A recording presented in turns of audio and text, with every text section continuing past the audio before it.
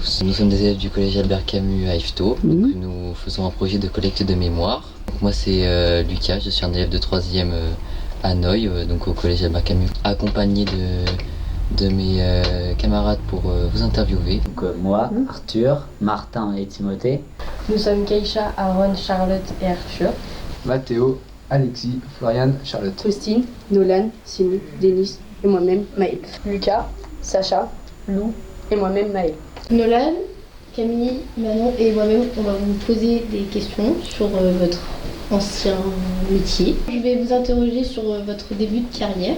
Tout d'abord, dans quelle entreprise et à quel âge avez-vous commencé ce métier? Moi, je suis rentré ici en 1951. En 1970, à Bacqueville-en-Caux. J'y suis rentré en 1963. Et moi, c'était en 65. J'ai commencé à travailler après mon certificat d'études. J'ai eu mon certificat d'études à 14 ans. J'ai commencé ce métier à l'âge de 17-18 ans en fait. Aujourd'hui, rendez-vous au musée du tissu, au cœur de l'histoire textile de notre région. Autrefois, la filature et le tissage étaient des principales activités économiques de notre territoire. Dans ce musée, nous avons rencontré des passionnés du métier de tisserand, un savoir-faire ancestral qui a permis à nos ancêtres de tisser les plus belles étoffes. Ils nous raconteront leur histoire, leurs techniques et leur quotidien d'enfant. Moi, quand j'ai commencé à travailler, on travaillait à 14 ans. Mais à 14 ans, vous faisiez l'écart, pareil, c'est-à-dire de vous venez à 5h du matin, il fallait être au travail 5h, 13h ou 13h, 21h. Et on avait à l'époque 2 semaines de congés payés. Alors, on est arrivé progressivement, mais lentement, à 5 semaines. En filature, par exemple, on a passé sur les continues à filer, etc. Au jour d'aujourd'hui, on ne fait plus ça. On fait un ruban. Le ruban, on le passe dans une turbine qui tourne à 150 000 tours à la minute seulement. Et puis, ça vous sort du fil au bout. On saute, il n'y a plus de banc à broche, il n'y a plus de continu à filer, il n'y a plus de bobinoir. Donc il a fallu quand même s'adapter à tout ça, mais ça ne vous donne pas exactement le même fil. Vous parliez des conditions de travail. Alors quand même, sur les conditions de travail, il faut reconnaître que, notamment en filature, ce que j'appelle en filature, c'est surtout au continu à filer. J'allais dire, il y avait des périodes qui étaient absolument insoutenables. Dans le sens que quand il fait chaud ou qu'il fait froid, etc., la matière se comporte mal. La matière, elle aime bien, elle est un peu douillette. Elle aime bien être dans un petit confort. Si elle n'a pas son petit confort, ça colle, ça casse et il y a plein de fils rattachés. Les ouvrières sont débordées. Et je vous garantis qu'en plein été, dans la salle de filature, il y avait 34 752 broches qui tournaient côte à côte dans la salle. Je vous garantis qu'en plein été, on frôlait les 40 degrés. Alors vous voyez un petit peu, 40 degrés, la sueur qui vous coule sur le front, les petites fibres qui vous collent dessus, que ça vous démange, là, les fibres qui s'enroulent dessus, qu'il faut jouer du crochet, comme il dit, pour pouvoir arriver après à rattacher, c'est absolument insoutenable. Heureusement que ça ne durait pas longtemps, mais c'était quelque chose d'épouvantable. Et j'ajouterais qu'il y avait un côté quand même mauvaise réputation. Les gens du textile ont toujours été pris un peu, on disait t'as 14 ans, maintenant, au boulot. Les moins que rien, les pas capables de faire quelque chose de moins manuel. Alors moi je ne suis pas d'accord. Je tiens absolument que tout le monde pense qu'avec la dextérité, avec le soin, avec la rigueur qu'on leur demandait aux ouvrières. Je dis simplement, sans jouer les chauvins, que les ouvrières du textile étaient au moins aussi bien que celles des autres industries. Et ça, je tiens absolument à le dire pour parler quand même du personnel du textile. Les mécaniciens, on vous a parlé qu'on réglait les machines 1/10 de millimètre. C'est pas, excusez-moi l'expression, un bricoleux qui fait ça. C'est un bon mécanicien. Donc je veux absolument qu'on dise les gens du textile étaient aussi bien que ceux des autres industries. Si vous pouvez en parler autour de vous, vous aurez fait un content aujourd'hui. Je vous garantis. Comme nous l'avons vu précédemment, les activités et les métiers ont évolué avec le temps. façonnant notre territoire au fil des décennies. L'industrialisation a modifié les habitudes et les modes de vie de nos ancêtres, amenant de nouveaux métiers et de nouvelles pratiques. C'est dans ce contexte que nous partons aujourd'hui à la rencontre d'un agriculteur du Pays de Caux. Un métier qui a su traverser les époques en s'adaptant aux enjeux et aux changements de notre société, et qui, comme tout métier, a connu son lot de défis et d'évolution. Moi, c'est René Duval. Mon épouse, c'est Monique Duval, née Le Blé. Je suis né en 1935. Pourquoi avez-vous choisi ce métier? Parce que c'est de famille en famille, mais mon père, mon grand-père, tout était agriculteur, donc j'ai pris la suite. Jusqu'à l'âge de 26 ans, j'ai travaillé chez mes parents. Et à 26 ans, je me suis marié et j'ai pris une petite exploitation de 4 hectares au début. On avait 4 ou 5 vaches. Et puis, que j'ai resté 3 ans dans cette petite exploitation-là. Et puis après, j'ai pris une exploitation un peu plus grande, que j'avais une 12aine d'hectares. Et comme c'était trop petit pour vivre à 2, moi je suis parti travailler en usine. Est-ce que vous pouvez nous raconter une journée type de votre travail? Je veux vous parler un peu. Journée type. Est-ce que vous pouvez nous raconter une journée de votre travail? Ben, le matin, on se levait à 5h30. J'allais mettre la traite en route, je commençais à traire. Vers 7h moins le quart, je partais me déjeuner, me changer, et je prenais mon vélo et je partais à l'usine. Et le soir, c'était sens inverse. Et le midi, je revenais manger. Je faisais 20 km à vélo tous les jours. Au moins 20 km. Lifto, autolevatoire. Dans ma vie, j'ai compté, pendant 23 ans, j'ai fait plus de 100 000 km à vélo. Qu'est-ce que le développement des machines a changé dans votre quotidien? Tout doucement. Là, j'avais acheté un petit tracteur. Bon, ça nous a quand même bien aidé. Mais nous servions beaucoup de la fourche. Parce qu'il n'y avait rien de moderne. Hein. Les vaches étaient attachées l'hiver et il fallait les nourrir à la corbeille, vider le fumier à la fourche, et la brouette et puis la fourche, ça servait souvent. Oui. Après, est-ce que vous avez changé de manière de fonctionner avec les machines? Oui, un peu plus après quand même, oui. Au fur et à mesure qu'on évoluait, on s'est agrandi un peu. On a fini avec une vingtaine de vaches, tout en faisant les mêmes journées. Mais en 1968, on a acheté une machine à traire. Donc là, c'était déjà plus agréable. Est-ce que le développement des produits phytosanitaires a changé quelque chose? Oh, vous savez, pas tellement, non.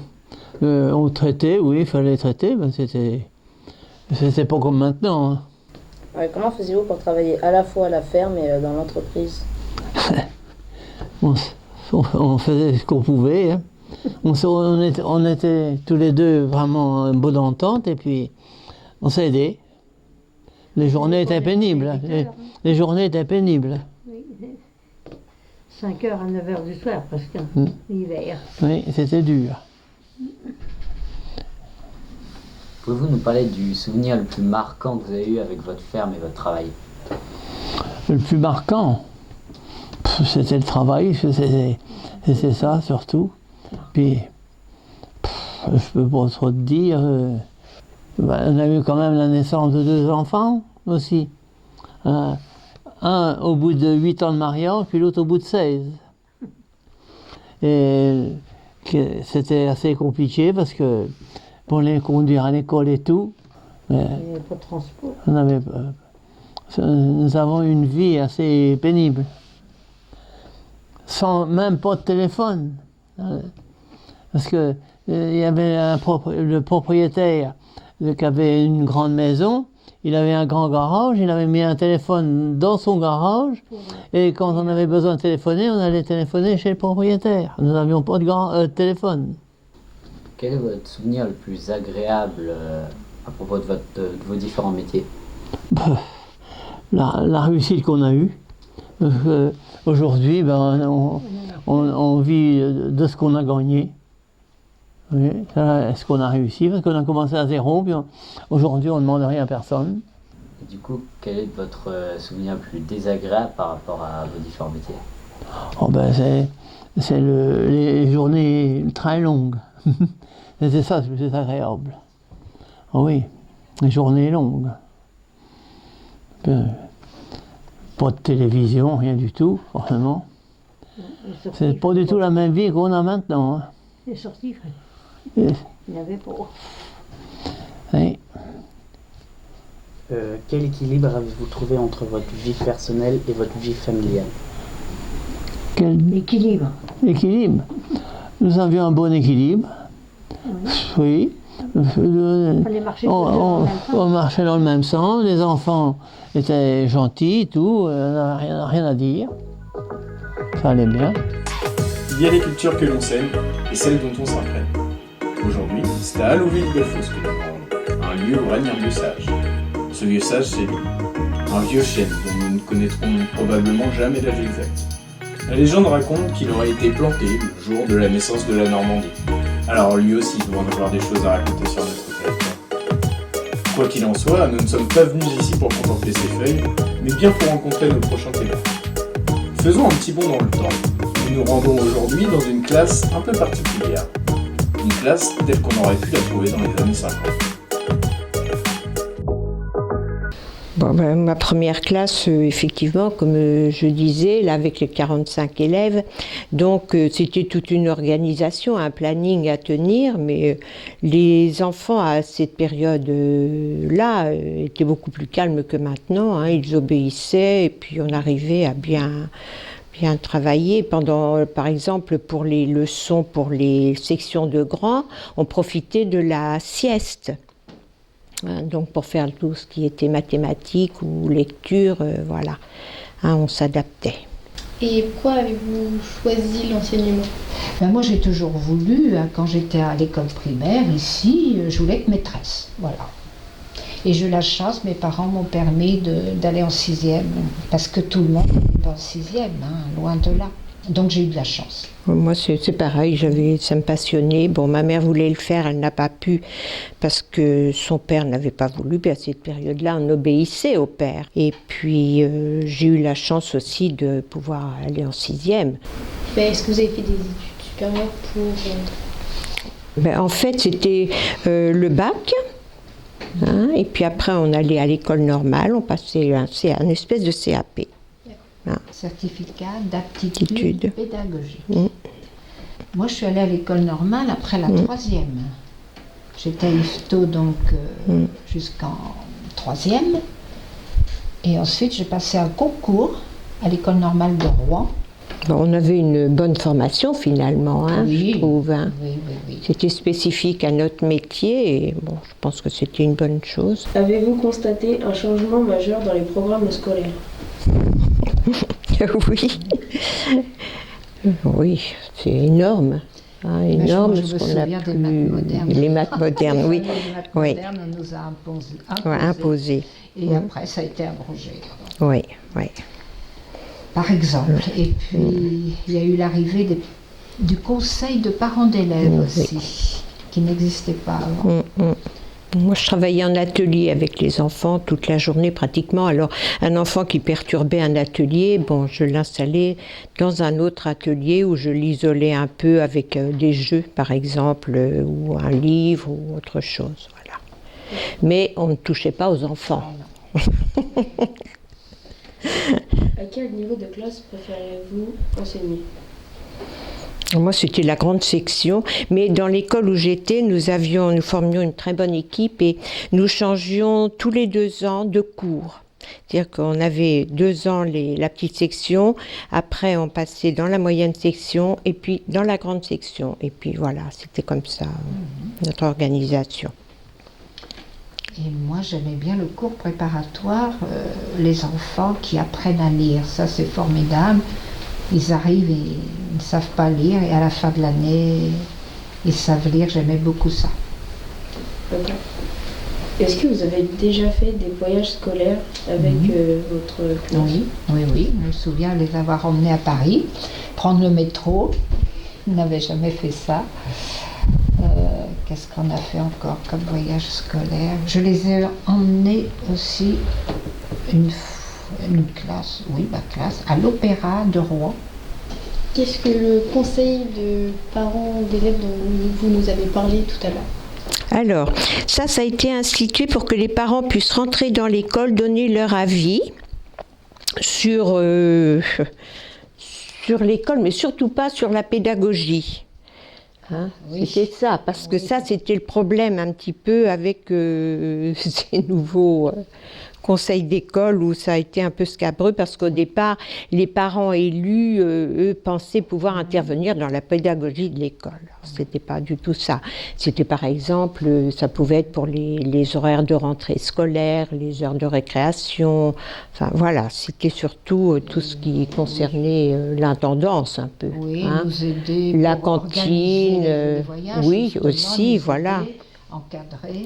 Les kermesses, Oui, enfin des choses comme ça. C'est pour, les choses périscolaires. voilà. Qu'est-ce qui a le plus fait évoluer votre façon d'enseigner? Qu'est-ce qui a plus Qui a fait le plus évoluer votre façon d'enseigner? Qu'est-ce qui a fait évoluer? La société qui évolue, hein. Tous les moyens pédagogiques qu'on a maintenant et qu'on n'avait pas avant, ce qui est Internet, qui est rentré à l'école, et tous les matériaux, le matériel.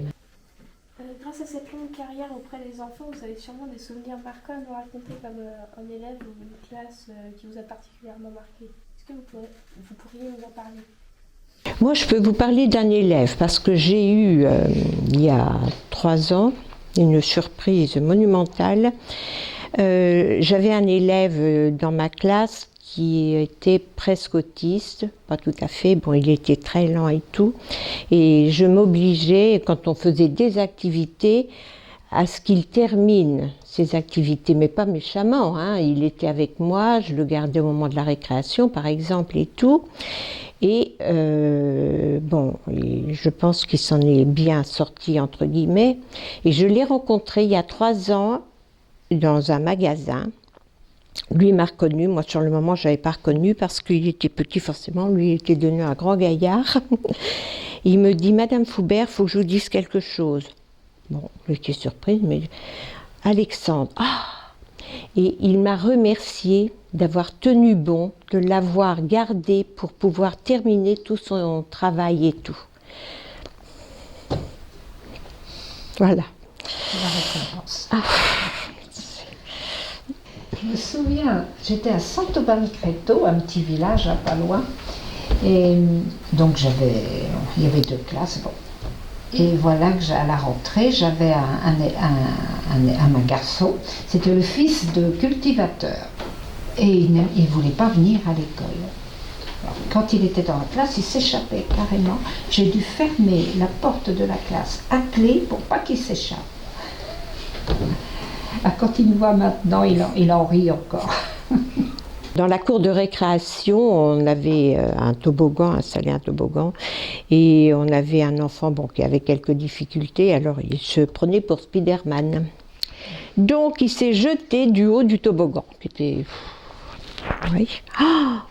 Oh là là, je l'ai vu partir, et d'abord mon cœur s'est arrêté, et puis il a roulé au bout, sur la terre, et hop, il s'est redressé. Alors là, j'ai eu une peur.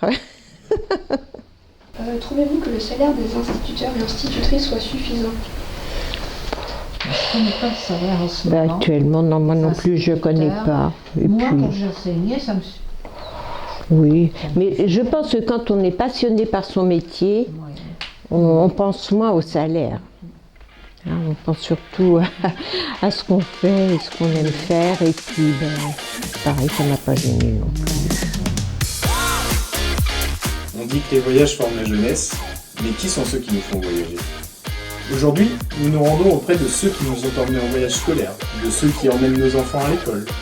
Il s'agit d'une entreprise familiale incontournable de notre territoire, les Carandas.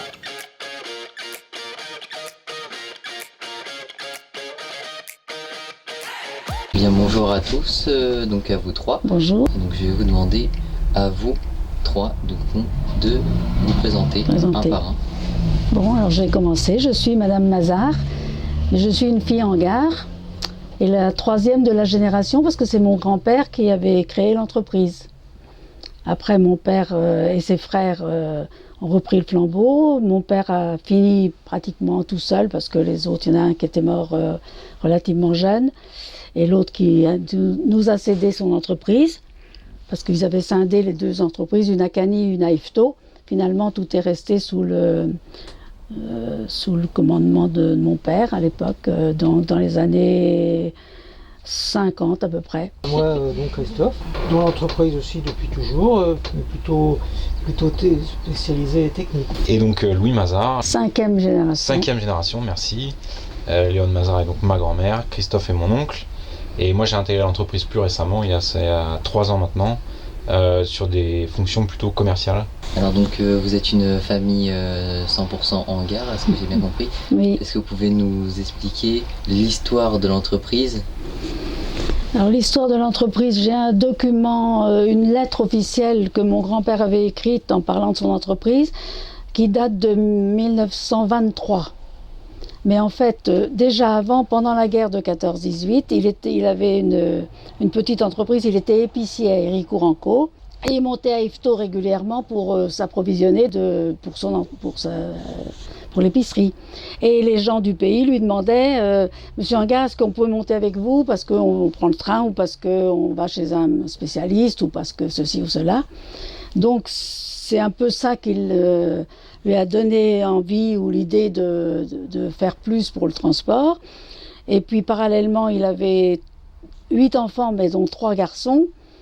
Mon père étant un des derniers, l'avant-dernier des enfants, mais mes oncles étaient un peu plus âgés, ont été dans les années 20 au régiment, ont vu des véhicules déjà, ont incité mon grand-père donc à s'équiper, à acheter un véhicule d'abord. Évidemment, il n'était pas question d'en acheter 10 ou... il devait être un peu réticent parce que ça a demandé un moment pour que ça mûrisse et qu'il finisse par être d'accord pour acquérir un premier véhicule. Et ce premier véhicule, je pense que ce premier, ou un des premiers en tout cas, était à double facette parce qu'il portait des équipes de football par exemple, ou de musique, ou je sais pas quoi le dimanche, mais en semaine c'était une camionnette plutôt pour son approvisionnement d'épicerie. Donc au tout début, vraiment, votre grand-père n'avait pas du tout une notion de créer une grande entreprise comme elle est aujourd'hui. Non, bien sûr que non, c'était pas... il répondait à la demande locale du moment et puis il cherchait aussi un emploi pour ses enfants, pour ses fils surtout, parce que les filles à l'époque, on s'occupait pas trop de leur trouver un emploi, on leur trouvait un mari et puis bon, ça allait. Tandis que les garçons, il fallait quand même bien qu'ils travaillent, qu'il ait quelque chose. Et comme il y avait 3 garçons et pas la place pour les 3 dans l'entreprise, dans l'épicerie en question, qui était une petite épicerie de campagne, hein. Donc c'est comme ça peut-être en partie qu'il s'est tourné vers l'entreprise de transport, vers l'achat d'abord d'un véhicule et puis après d'un deuxième, d'un troisième. Je sais qu'au moment de la guerre, je crois qu'on avait dans l'entreprise 6 véhicules ou quelque chose comme ça. Et vous arrivez à quel moment dans cette histoire? J'ai toujours été plus ou moins dans l'entreprise parce que déjà étant gamine, c'était pas rare qu'on me demande d'aller balayer un car, par exemple, hein, parce qu'il y avait un car qui rentrait d'une excursion ou d'un service et qui repartait sur autre chose où on voulait que ce soit propre. Déjà, je sais pas, moi, à 7, 8, 10 ans, ça m'arrivait d'aller balayer un car. Bonjour Madame Mazard, du coup moi c'est Elisa, je suis en 3e collège à Berquem. Pouvez-vous nous parler d'un transport ou d'une anecdote qui vous a particulièrement marqué pendant votre carrière? Une petite anecdote, c'est toute petite. Mais un dimanche où mon père avait amené sans doute une équipe de foot d'Yvetot ou quelque chose comme ça, dans la campagne, et puis on rentrait sur Yvetot, Et puis je posais des questions sans doute un peu bêtes, un peu... alors je lui demande, mais on est dans quel pays? Ozouville-le-Berbock, qui me répond. Mais moi, ça m'a semblé un truc comme ça qu'il avait sorti, Ozouville-le-Berbock. Bon, ça m'a fait beaucoup rire, j'y croyais pas trop. Puis après, j'ai su quand même que c'était une commune et qu'on traversait bien Ozouville-le-Berbock. Mais je devais l'agacer un peu, alors il m'a balancé ça un peu rapidement. Du coup, qu'est-ce qui a le plus évolué dans votre entreprise et dans votre profession? Dans notre entreprise, c'est qu'elle a grandi beaucoup, déjà du temps de mon père, et puis nous, on a suivi. Parce que, je vous dis, avant-guerre, je crois qu'on avait 6 véhicules. Et après-guerre, petit à petit, on a monté en puissance. Et puis maintenant, on a 150 véhicules. Qu'est-ce qui vous a semblé le plus difficile dans votre métier? Je saurais pas dire, parce que il y avait des moments difficiles, quelquefois des nuits, pas toujours complètes, mais il y avait aussi des moments agréables, et puis la satisfaction des clients qu'on portait, et qui nous le disaient, que pas tous, mais certains, en envoyant le chèque de paiement de l'excursion, nous remerciaient le chauffeur, nous remerciaient du bon service. C'était toujours agréable à entendre. Je préfère me rappeler de choses comme ça agréables plutôt que de choses désagréables qui sont passées, qu'on a oubliées, des pannes évidemment, ça arrive. Hein. Quand on a du matériel sur la route, maintenant moins, mais quand même, il fut un temps où aller au Mont-Saint-Michel, c'était déjà une expédition. Hein. Alors, le monde professionnel a bien changé. Oui. Mais quels conseils vous donneriez aujourd'hui à nos jeunes élèves là, de 3e à Noailles pour le travail? On a un métier qui est très agréable, qui est intéressant, mais il faut vraiment se donner à fond quand même. Hein. Bon, évidemment, ça va du conducteur de car, pas du chauffeur, mais du conducteur de car, à l'encadrement, au planning, aux secrétaires qui font des devis, qui font des factures, qui font... c'est varié, il y a un peu de tous les métiers, hein, des gens aussi, des mécanos pour entretenir les véhicules, sous l'égide de Christophe. Il y a différents aspects. Là aussi, une partie que le père de Louis connaît bien, c'est les agences de voyage. On a plusieurs agences qui nous font rouler les cars, mais aussi qui envoient les clients par avion ou autre à l'autre bout du monde. Et ça fait partie aussi, c'est une entreprise un peu annexe, mais c'est quand même toujours l'entreprise quand même. Hein. Au départ, c'est toujours en gare. Vous n'avez pas développé les avions en gare? Non, on n'y a pas pensé, on aurait peut-être pu. Christophe peut rouler avec un avion, il a passé son... Mais simplement, petit aérodrome de Bon-le-Comte. Alors moi je vais juste vous poser une petite question de curiosité. Donc vous nous avez dit que les chauffeurs n'emportaient pas leur téléphone avec eux. Donc quel était le dispositif dans un autocar quand par exemple un chauffeur avait un problème pour vous contacter, vous signaler le problème? Oui, il arrêtait dans un café ou bien une cabine téléphonique. Hein. Il ne pouvait pas faire autrement. Et c'est quoi une cabine téléphonique? Nous rencontrons aujourd'hui un artisan capable de sculpter aussi bien la pierre que le bois. De la fascinante mécanique des cars en gare aux œuvres d'art façonnées avec passion, plongeons dans l'univers passionnant de notre artisan d'art. Alors je me présente, je m'appelle Pierre Deschamps, je suis sculpteur sur bois et sur pierre. À l'origine, j'ai une formation d'ébéniste. J'ai travaillé 17 ans en sculpture sur bois, ensuite j'ai arrêté un peu pour me consacrer à la sculpture sur pierre. Donc je me suis mis à mon compte et j'ai travaillé pour les Beaux-Arts, pour les monuments historiques, à la restauration des églises, aux châteaux, cathédrales et beaucoup d'édifices religieux, quoi. Le domaine de la pierre, le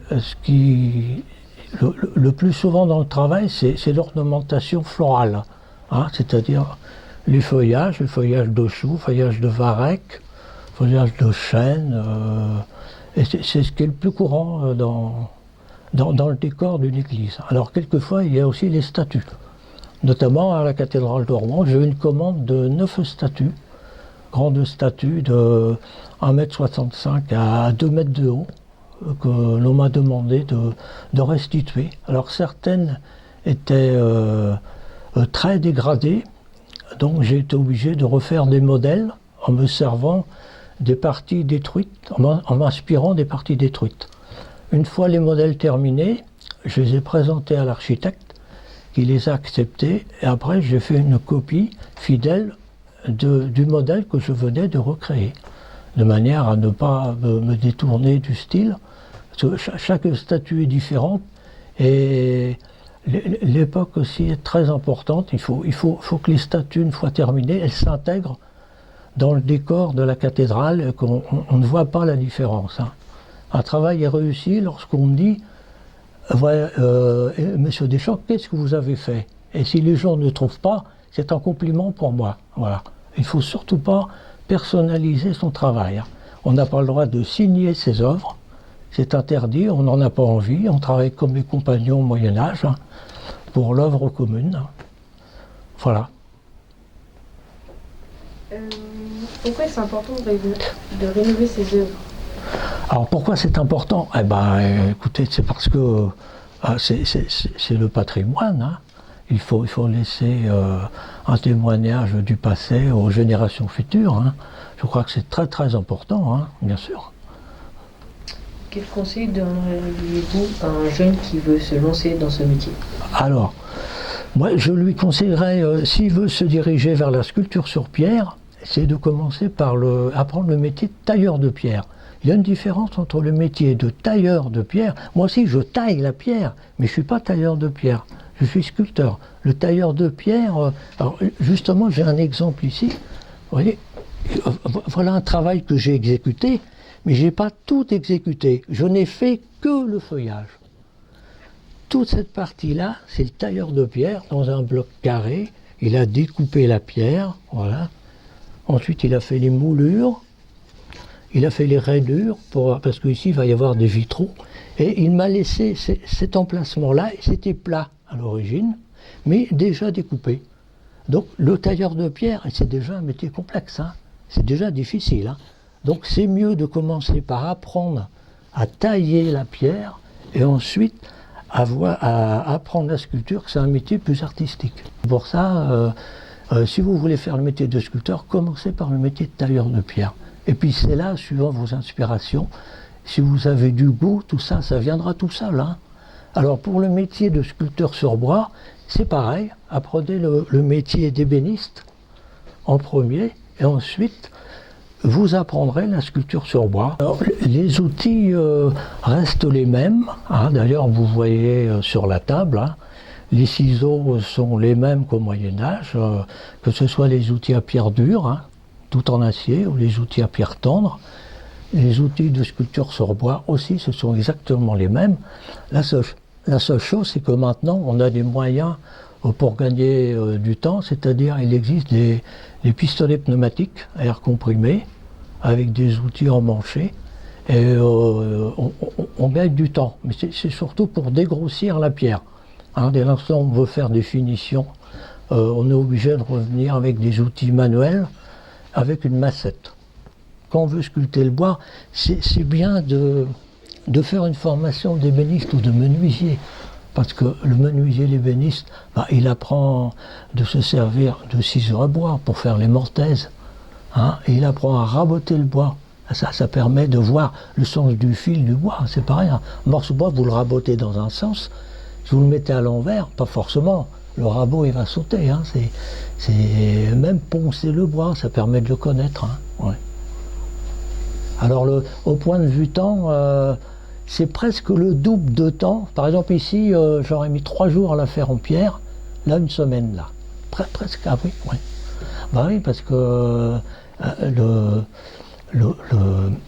bois, lorsqu'on tranche le bois, on fait un copeau. Et le copeau, il faut qu'il tombe. Hein. Donc il faut le trancher complètement. Que la pierre, on l'éclate. On fait un trou, vous faites un trou. Et puis avec un ciseau carré, et puis vous faites un carré. Hein, que le bois, non. Alors ici, il y en a quoi? Il y en a même pas une dizaine. J'en ai 350, 400 chez moi. Hein. Et il faut beaucoup d'outils pour sculpter le bois. Parce que... Chaque forme pour chaque dessin? Exactement. Que la pierre, non, étant donné qu'on l'éclate, avec un outil, on peut faire beaucoup de découpes. Avec le bois, chaque courbe que l'on veut sculpter dans le bois, il faut que ça corresponde à un outil. Alors, c'est aussi pour l'histoire, là, cette jeune fille, là, alors je vous explique, on a fait appel à candidature. Alors c'est une jeune fille qui habite Sainte-Marie-des-Champs. Appel à candidature, on a mis des calicots dans les boîtes à lettres pour trouver une jeune fille de 18 à 25 ans qui veut postuler pour être Marianne. Et on a eu une réponse. Et voilà. Une réponse seulement, je ne sais pas pourquoi. Peut-être intimidant. Et j'ai fait une Marianne bénévolement pour la commune de Sainte-Marie-des-Champs. On a fait appel à candidature. Alors c'est une jeune fille qui habite Sainte-Marie-des-Champs. Appel à candidature, on a mis des calicots dans les boîtes à lettres pour trouver une jeune fille de 18 à 25 ans qui veut postuler pour être Marianne. Et on a eu une réponse. Et voilà. J'ai pris les côtes de son visage, hein, l'écartement, les oreilles, le nez, tout. Et sur un dessin, j'ai noté. Ensuite, j'ai fait une armature sur un plateau avec des tiges de cuivre et des fils de fer. Et j'ai acheté de la terre à modeler. J'ai commencé à ébaucher ma terre. Et à l'aide de petits outils en bois, je l'ai modelé, sculpté. Mais c'est très difficile, c'est dur. Hein, parce qu'il faut que ça ressemble. Hein. La minutie, la patience, la précision. Autant d'adjectifs qui qualifient notre artisan sculpteur, mais qui peuvent tout autant décrire notre prochain témoin. La passion ardente qu'il voue à son métier nous emmènera dans des conditions encore bien plus extrêmes. Bon, je me présente, je suis monsieur Poix-Michel, j'ai 81 ans. J'ai commencé à travailler après mon certificat d'études. J'ai eu mon certificat d'études à 14 ans, parce que c'était 14 ans. Après, j'ai fait 4 ans d'école au lycée Colbert à Quevilly, dont j'ai appris la charpente métallique.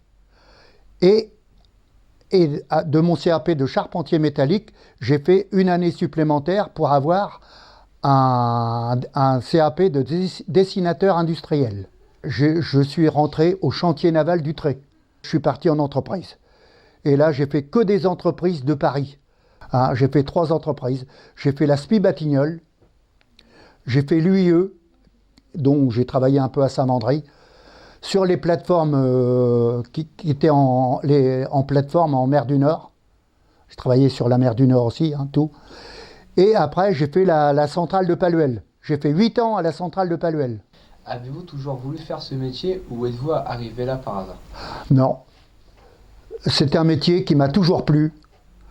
Et puis, premièrement, il y avait beaucoup de diversité. On fait jamais la même chose.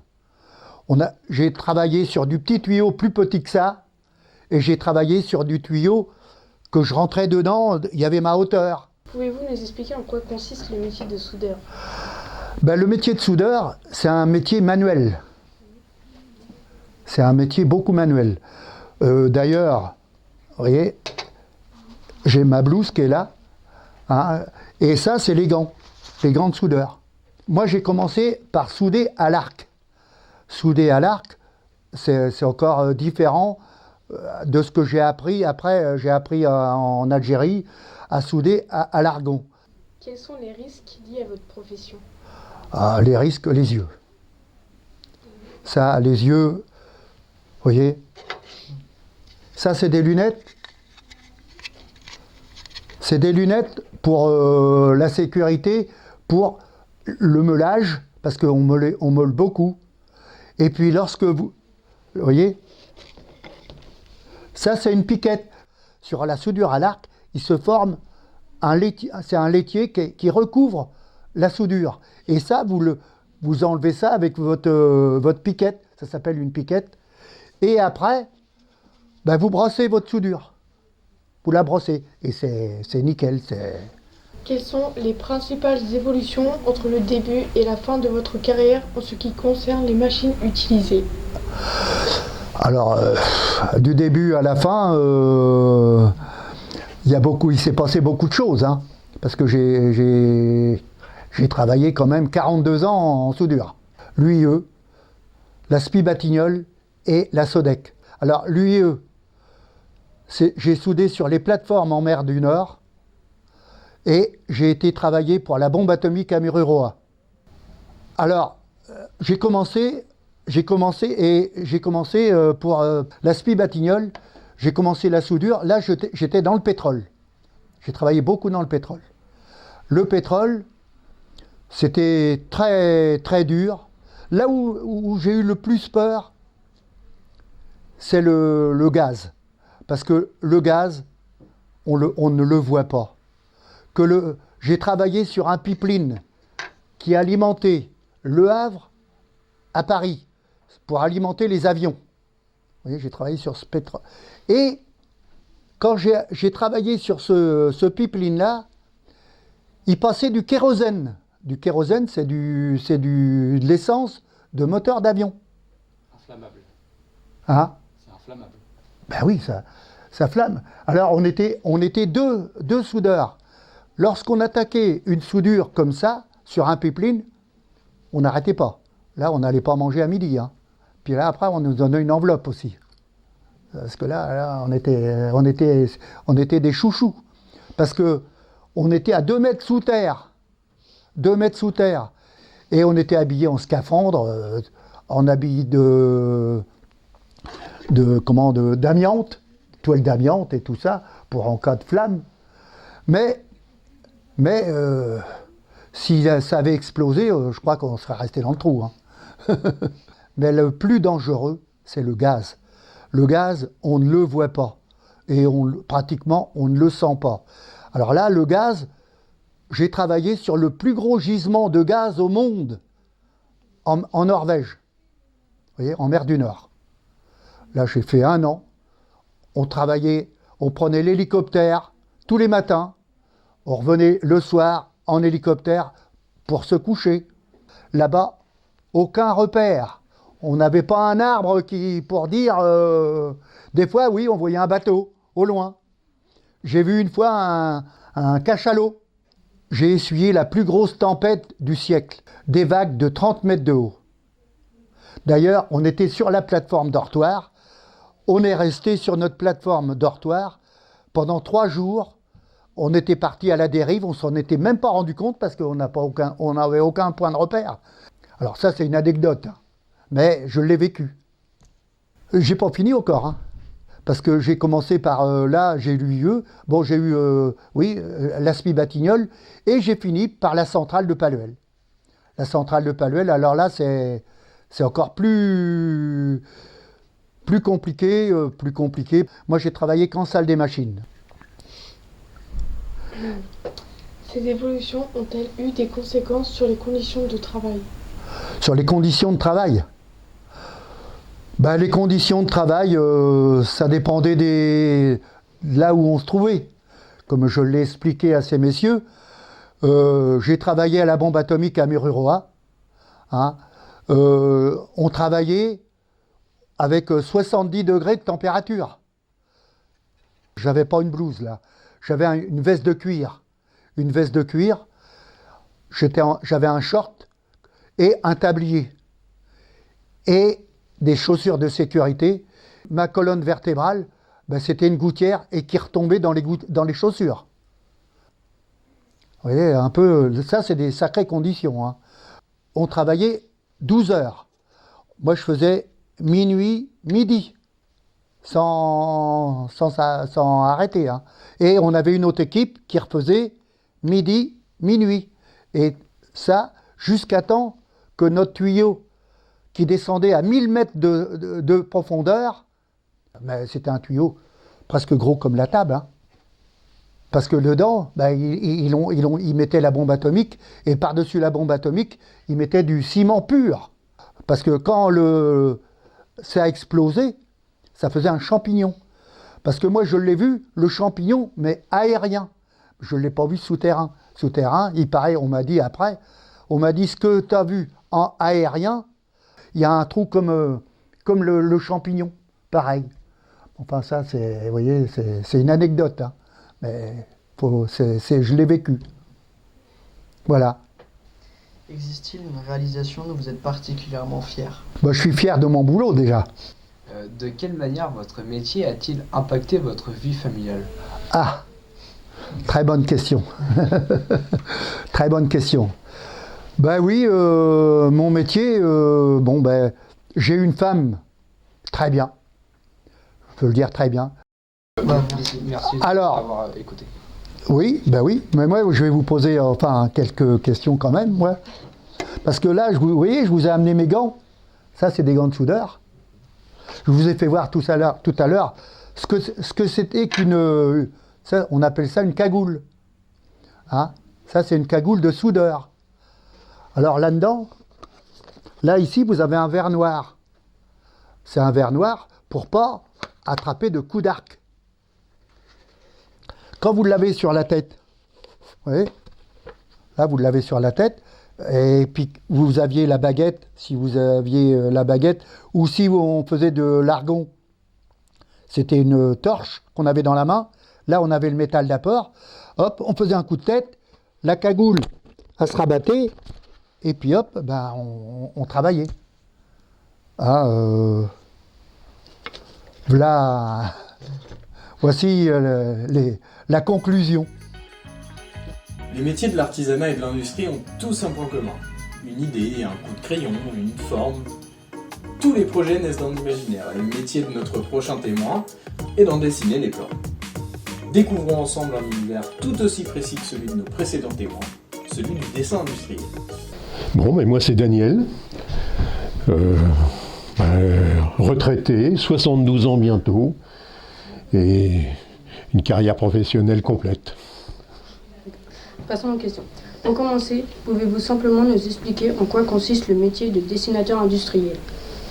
Alors, oui. Donc j'ai commencé faire mes études de dessinateur industriel à Jacquard, au lycée Jacquard à Barentin. Donc c'était à l'époque où il n'y avait pas d'ordinateur, il n'y avait que des planches à dessin, le thé, les équerres, des compas et des choses comme ça. Du basique. Et ben, c'était dessiner des pièces avant de les envoyer en production. Ça n'a pas changé beaucoup actuellement, le dessinateur. Maintenant c'est l'informatique, mais c'était la même chose. Une pièce mécanique sous 3 angles et avec des cotes. Et on l'envoyait ensuite dans les ateliers pour la fabrication. Quelle étude avez-vous suivie pour rentrer dans l'industrie navale? D'abord, je suis rentré dans l'industrie navale après quelques aléas parce que à l'époque où je suis sorti du CAP de dessinateur industriel, eh bien, je n'ai pas trouvé de travail dans ce métier, comme beaucoup de gens actuellement. Donc, je suis passé dans différentes stades. J'ai travaillé dans une entreprise qui s'appelait Godu, épicerie à Yvetot. Après, j'ai trouvé chez Ozona, qui était une entreprise qui faisait textile importante. Vous avez été visiter quelque chose à Bolbec, c'était un peu la même chose. Donc, j'ai travaillé sur un métier jacquard. Et j'attendais de sortir de ce chose-là parce que c'était quand même de l'industrie un peu fatigante et je travaillais en 3/4. Et j'ai eu la chance de pouvoir rentrer dans la navale. C'était les chantiers du trait à cette époque-là. Donc il y avait encore une partie qui travaillait sur les bateaux, qui commençait à péricliner parce que ça n'a pas duré des années, et autour des années 70. Et pour essayer de se sortir de ce guêpier qu'ils étaient, qu'il n'y avait pas assez de navires à construire, parce que ça partait sur Nantes, ça partait sur Fos-sur-Mer, ça partait sur Le Havre. Donc ils faisaient d'autres activités qui étaient construire des châteaux d'eau, des chaudières qu'on mettait sur des bateaux, et aussi on commençait à travailler énormément sur du matériel pétrolier, des tours, des ballons, enfin tout ce qu'il faut pour faire tourner une raffinerie.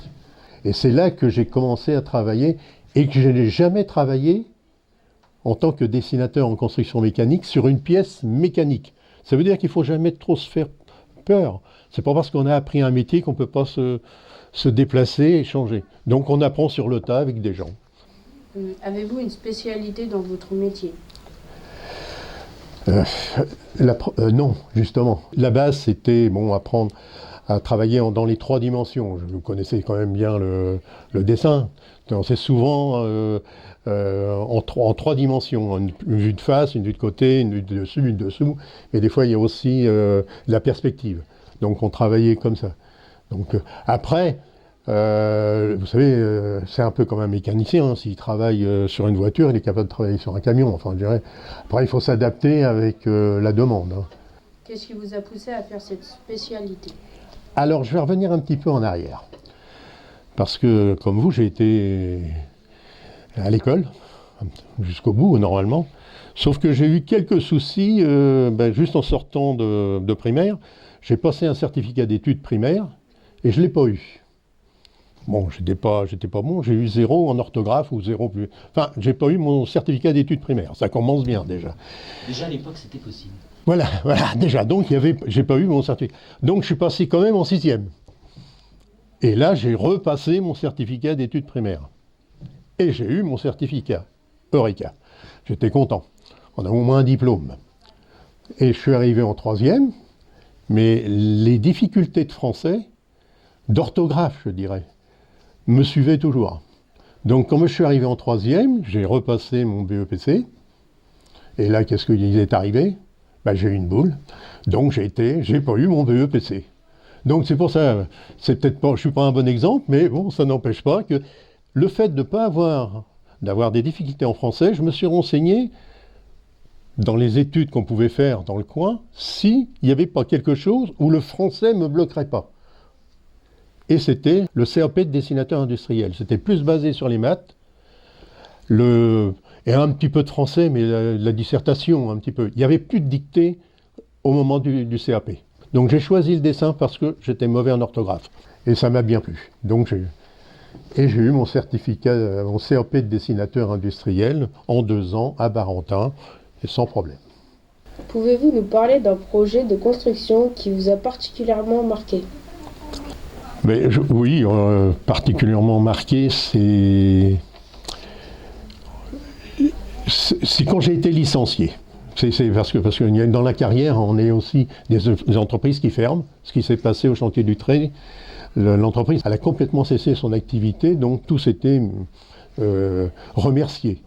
Mais réorienté vers les chantiers du Havre. Et les chantiers du Havre, c'est là que j'ai commencé, c'est-à-dire quasiment 3 ans après avoir fait du bureau d'études tout à fait classique, chaudronnerie, de me retrouver dans la navale, à travailler sur des bateaux, un bateau. Et pour vous expliquer un peu ce qui s'est passé, c'est que la première chose qu'on m'a demandé de faire, et que je ne savais pas, quelque part, il faut un petit peu dans la vie, il faut toujours, pas exagérer, mais dire qu'on connaît. Est-ce que vous avez fait? Parce que autrement on dit non, j'ai pas fait. Si, j'avais dit que j'avais fait du tuyau.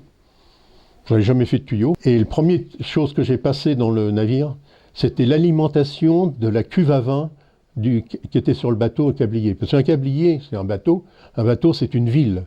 Il y a de tout. Il y a de l'incendie, il y a des choses. Et la deuxième partie que j'ai eu à faire, c'est la protection de l'incendie du navire. Et à cette époque-là, on n'avait pas autre chose que de... Ça m'amusait un peu. On avait des plans de navire à une certaine échelle. On avait des dévidoirs, vous en avez aussi dans votre collège. Mais un dévidoir, il a un tuyau, il a une longueur. Donc le but, c'était de placer le minimum de dévidoirs et que tous les accès pouvaient être accessibles avec de l'eau. Donc, avec une petite bout de corde, on passait, puis on regardait, je peux aller là, je peux aller là, voilà. Vous voyez un petit peu, donc le dessin n'était pas là, mais c'était déjà de la conception de trucs incendies. Donc c'est ça qui m'a marqué. Tout le restant, pas spécialement. Vous savez, dans la vie, il ne faut pas grand-chose. Un tuyau, un truc, et puis... Que ressentiez-vous quand un bateau du chantier était fini et quittait le port? Alors, j'ai eu l'occasion de voir que ce bateau. C'était un cablier, je crois qu'il existe encore. Alors un cablier, c'était quelque chose qui passait un peu comme la télécommunication entre différents pays. Il y a des cartes où on voit apparaître que vous avez l'Espagne en Angleterre et des choses comme ça. Donc c'est un gros dévidoir qui est mis sur un gros rouleau, c'est plus de la fibre, mais qui était mis là-dedans et qu'il y a des kilomètres et des kilomètres de câbles. De câbles en mer. C'est un dévidoir, donc ça part et ça va derrière. Puis entre deux, il y avait les gens qui les raccordaient. C'était aux ACH, ça. C'était aux ACH. Les chantiers n'étaient pas équipés pour faire de la grosse manutention.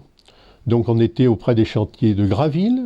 Si ça peut vous donner une idée, c'est actuellement ils vont démonter les 2 grandes cheminées de la centrale. Et on construisait, pas nous, hein, moi j'étais au bureau d'études, mais les gens qui travaillaient là-dessus construisaient un navire mais qui n'avait pas de poupe. C'est-à-dire la partie avant du navire était tellement lourde qu'elle était impossible à mettre sur le chantier de Graville. Donc il lançait le bateau et il était remorqué jusqu'à Harfleur, un autre chantier, où là, il y avait des grues qui montaient la fin du bateau. Bah, c'est sûr que de voir quelque chose qui flotte d'abord, parce que un bateau, c'est quand même un paquet de tôles. Hein. On parle de quelques milliers de tonnes, et on se dit, tiens, quand ça part, est-ce que ça va pas se coucher à droite, est-ce que se coucher à gauche? Non, j'ai jamais vu ça, donc... mais pour un bureau d'études, enfin les gens du bureau d'études, tout le monde était invité à aller voir le lancement. On arrêtait le travail et tout le monde allait voir la raison d'être de cette chose-là qui partait et puis qui commençait sa vie et nous on allait commencer autre chose. Pouvez-vous nous parler un peu des autres corps de métier avec lesquels vous avez travaillé pour construire les bateaux? Alors les autres corps de métier, c'était des soudeurs, des découpeurs, des tuyauteurs, des amianteurs. Il y avait tous les corps de métier sur un bateau.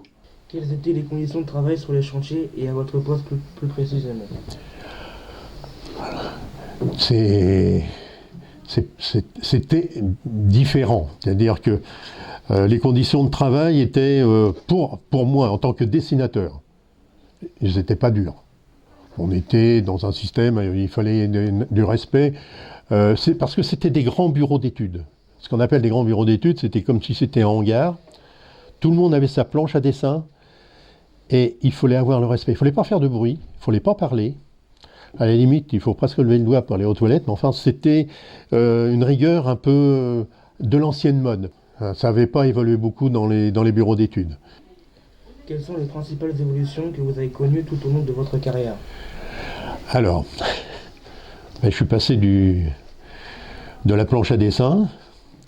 Maintenant, vous connaissez certainement. Donc avant, j'ai même dessiné ce qu'on appelait avec l'encre de Chine. On avait des tire-lignes. Ça, vous ne devez pas connaître. J'aurais pu en amener, mais ils étaient dans le grenier, puis j'ai dû pour les récupérer ça.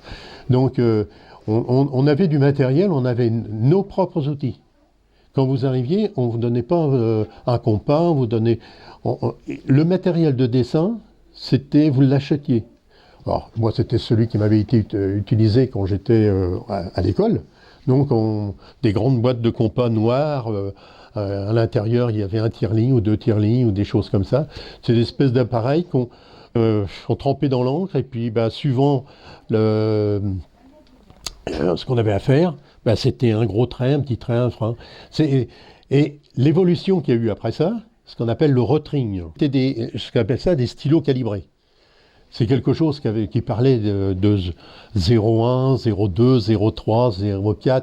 C'est-à-dire que là, c'était plus compliqué. On sortait le truc, on faisait un petit trait fin. On changeait, on prenait un truc. Puis il y avait des réservoirs. Donc on était déjà dans une technologie où on allait beaucoup plus vite. Vous habitiez donc assez loin de votre travail. Quelles étaient les conséquences sur votre vie familiale? Eh bien, assez compliqué. Parce qu'à cette époque-là, donc, comme je disais, je travaillais au chantier du trait, mais on n'avait pas de véhicule. J'ai eu un véhicule assez rapidement, mais donc on prenait des transports en commun. Et les transports en commun, c'était lesquels? C'était la société Hangar. Donc le matin de bonne heure, on partait faire le ramassage des autres gens pour commencer à 7h30. Donc il fallait être à 6h30 au bus. Il n'y avait pas d'autre solution. Sur la vie familiale, c'est sûr, mais c'était un peu plus compliqué, mais ça ne nous a pas gênés. Donc, je me suis marié jeune, j'ai eu une fille jeune, Donc ça a été quand même, hein, c'est pas... À cette époque-là, on avait du travail, on était content, c'était déjà une bonne chose. Que l'on soit vieux, jeune ou entre deux âges, nous avons tous des souvenirs autour de la musique. Notre dernier témoin en a probablement de bien plus marquants que les autres. Son métier lui a permis de faire de belles rencontres et peut-être de participer à vos plus beaux souvenirs de concert. Il est ingénieur du son, et pour finir sur une note musicale, voici son témoignage. Tout d'abord, de quelle entreprise et à quel âge avez-vous commencé ce métier? Alors, j'ai commencé ce métier à l'âge de... Enfin, ce métier dans le son à l'âge de 17-18 ans, en fait. J'ai été très branché par les histoires d'audio parce que j'étais dans un concert à oui, c'est 17 ans exactement, je me rappelle. J'étais dans un concert qui était sonorisé par une compagnie anglaise. Il faut savoir que les Anglais, ces gens-là, ils ont commencé ce boulot avant. En Europe, c'est eux qui ont développé le spectacle, contrairement à ce qu'on pourrait penser, quoi. Et donc, j'ai été très, très, très impressionné par leur façon de travailler, quoi. Il y avait un truc, un espèce de feeling, du calme, no speed, tu vois, très calme. Et le résultat m'impressionnait énormément. Donc, à cette période-là, j'étais musicien. J'étais batteur. Batteur et tout. Et j'ai changé carrément de truc. Je ne voulais plus être batteur et faire du son. Et donc, j'avais un ami à Yvetot qui avait un petit peu de matériel. Et donc, je commençais à faire des trucs avec ça, mais c'était pas le type d'équipement qu'il fallait pour faire de la musique, de la vraie musique. Et donc, je me suis débrouillé à emprunter des trucs et je commençais à faire... j'ai eu de la chance de pouvoir sonoriser un groupe. Il m'a dit, mais c'est super. Ah bon? Énormément surpris. Surtout que j'étais dans l'autodidacte, mais à mort, tu vois, c'est incroyable. Et donc, les années passant, je commençais à faire pas mal de choses intéressantes. Et bon, je commençais à faire pas mal d'artistes aussi, parce que c'est les relations avec des copains. Ah oui, mais on connaît ces histoires de réseau dans le spectacle. C'est comme ça que ça fonctionne, quoi. Et à l'époque, on n'avait pas d'endroit pour apprendre ces métiers-là. Maintenant, il y a des centres de formation, plus exactement, qui gèrent vachement bien ces trucs-là. Et il faut reconnaître que les gens qui sortent de ce genre de formation, ils ont gagné 10 années, quoi, par rapport à moi, ce que j'ai pu faire. Mais ça allait très bien, puisque j'étais au début de l'évolution de ce genre de métier. J'ai évolué avec les équipements, en fait. Donc, en fait, la formation, elle est venue, mais avec les équipements et les musiciens que j'ai rencontrés de plus en plus. Et donc, et à un certain moment, je m'en faisais pas mal de choses avec des artistes fortement connus, quoi. Mais je ne vais pas vous donner les noms, mais je pourrais, mais ça ne va rien vous dire. Donc, ça va. Et à un moment donné, du fait que j'étais de plus en plus demandé, waouh, génial. Et donc je commençais à acheter un peu de matériel, et c'est comme ça que, parallèlement au métier de technicien, j'ai monté une entreprise. C'est hyper simple. Mais tout ça, ça vient de la volonté de le faire, la passion, quoi. C'est des métiers de passion. C'est parti. Quels ont été les principaux changements au sein de votre profession tout au long de votre carrière? Alors, premier changement au niveau de ma profession, il faut savoir qu'avant d'être dans la musique, on va dire, en fait, j'étais apprenti dans une boîte qui dépannait les téléviseurs, les vieux téléviseurs. J'ai 77 ans, donc les vieux téléviseurs. Et donc, ça a été un changement assez radical, parce que j'allais plus dans le magasin où j'apprenais des choses. J'étais tellement barré par la musique que... alors ça, c'est un véritable changement. Et t'imagines mes parents. Donc voilà. Donc je réponds à ta question, ça a été vraiment le début de ma carrière en fait.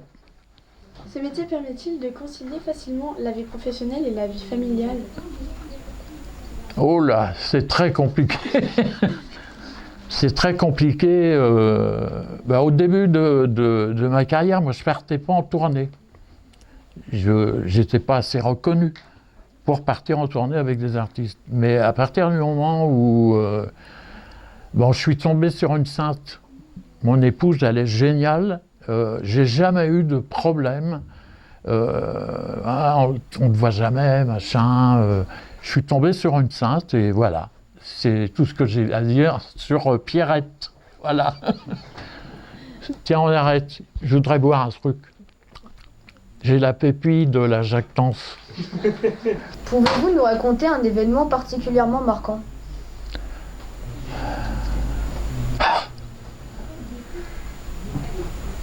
Oh, c'est un truc con, mais...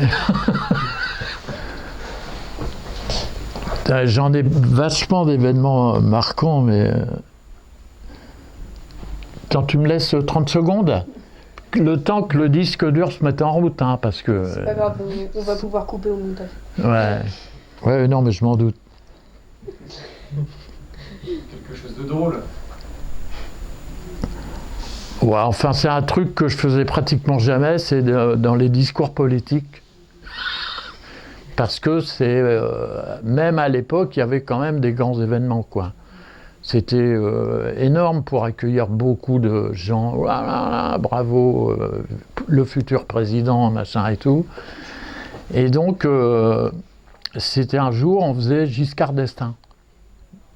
Vous connaissez pas Giscard d'Estaing? C'est un président, un ancien président. Et donc, je faisais le truc et il parlait, et je le voyais, le Giscard, qui touchait souvent le pied de micro. Et ce pied de micro, il avait la fâcheuse habitude de la perchette de tomber. L'autre, là, le président, il remontait le truc. Et à un moment donné, je suis monté sur scène. Voilà, mais c'est pas grave, je suis monté sur scène. Et en revissant le truc, il me parlait de plein de choses. Enfin, ça n'a pas duré longtemps, mais... Et après, je l'ai retrouvé, puisque à la fin des trucs comme ça, ils vont boire un petit pot en backstage, dans les loges. Et donc, on a jacté, on a parlé, pardon. Pendant au moins 20 minutes, une demi-heure. C'est cool, c'est sympa, parce que j'étais une époque, j'étais pas encore dans le gros show business, mais c'est... Quand tu démarres des trucs comme ça, ces gens-là, ils sont relativement impressionnants, même si la politique te branche pas du tout, ils ont un truc, quoi. Ben voilà, c'est pour ça qu'ils choisissent ce métier de... essayer de décrocher la médaille, comme on dit vulgairement. Ok ? Ouais. C'est pas un événement terrible, mais ça se tombe, je vais me rappeler de trucs beaucoup plus cinglés, mais... You? D'ailleurs, j'aimerais savoir qu'est-ce que vous avez parlé exactement, si vous vous en rappelez, avec monsieur Giscard d'Estaing, quand il est venu vous voir. Alors, très bien. Donc, il me dit, mais ça arrive souvent, ce genre de problème. Et donc, je lui dis, ouais, c'est embêtant, on a tout vérifié et tout. Ouais, mais c'est pas grave, il n'y a pas de problème, il n'y a pas de souci. Et à la fin, on a parlé justement de ce métier-là.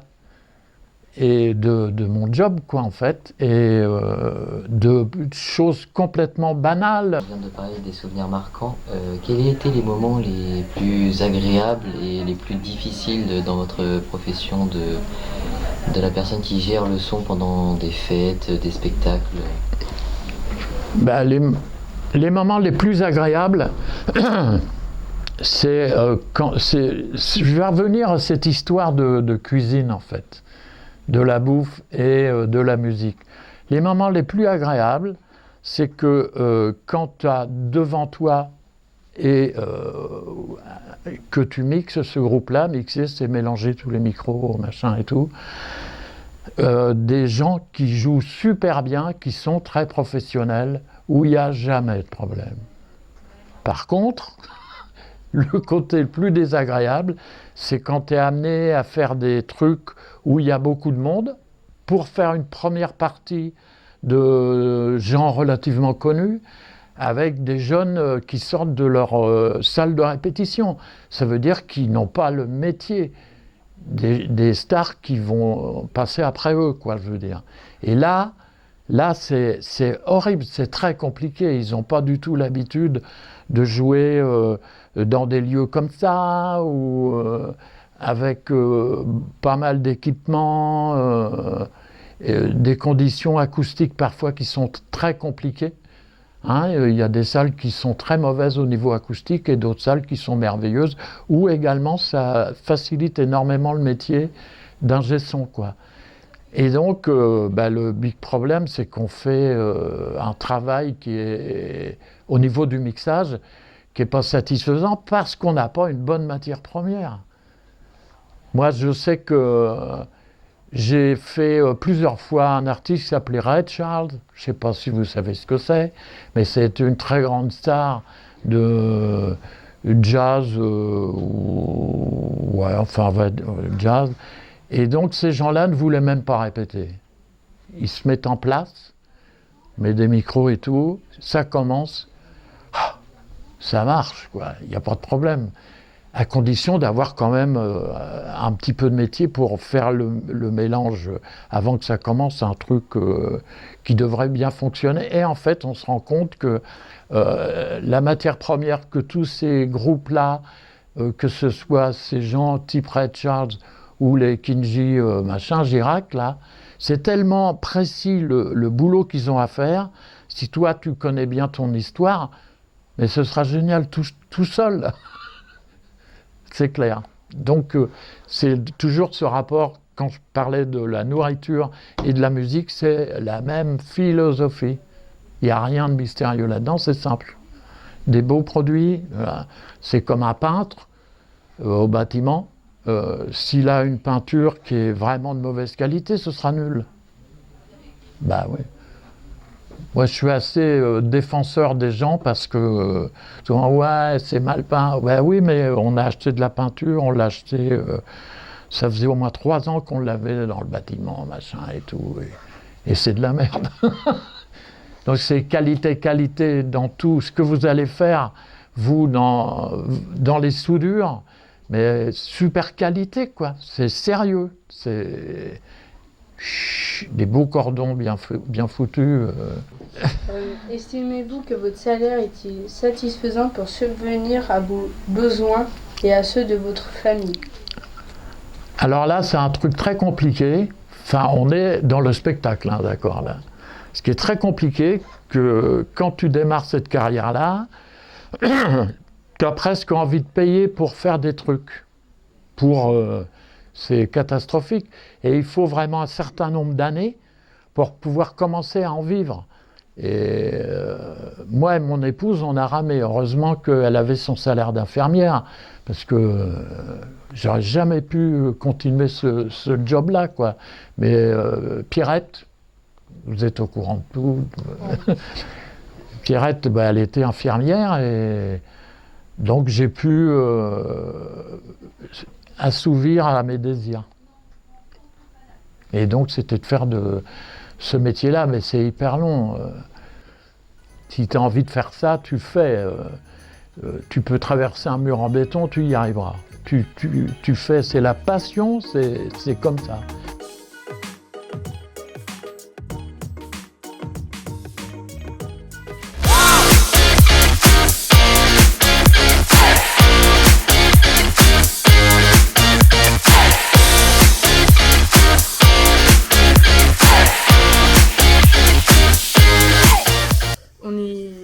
Considérés comme des projectionnistes mais comme des techniciens, parce qu'en soi maintenant tout est automatisé avec le numérique, mais il y a beaucoup de problèmes aussi avec le numérique. On a beaucoup de pannes ou des projecteurs qui vont pas bien faire leur travail. Donc nous, notre travail, c'est d'aller faire en sorte que la projection se passe sans accroc. Donc quand il y a un souci, on doit être d'aplomb pour régler le problème. Donc moi, mon rôle, c'est aussi de réparer pour que le cinéma soit prêt à l'accueil complet. On fait aussi, ça peut arriver des fois qu'on a de l'électricité à faire, donc le son, l'image, beaucoup le projecteur. Après, c'est beaucoup de travail aussi au numérique, parce que comme c'est du numérique, faut qu'on ait des compétences informatiques assez fortes. Donc ouais, faut qu'on soit assez complet sur tout ce qu'il y a à faire dans le bâtiment et en technique, pour pouvoir faire en sorte que le bâtiment soit accueillant, que les gens puissent être en sécurité et qu'ils aient la meilleure expérience possible.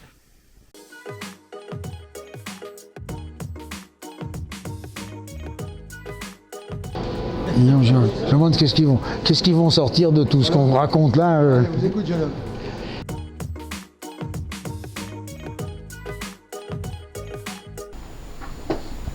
T'es fils d'agriculteur? Non. Non.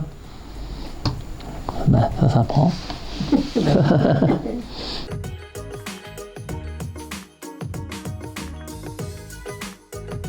Là, ça se voit avec la cagoule, non? Ah oui, vous êtes bien. Bon. Est-ce que vous vous rappelez du nom qu'a porté cette entreprise? C'est toujours le même nom, c'est LYS, L-Y-S, Leroy Yves Sonorisation. Ça, c'est pour trouver ça, il faut être vraiment fort. Ça, là, ça a été... c'est compliqué. Trouver un nom, là, c'est...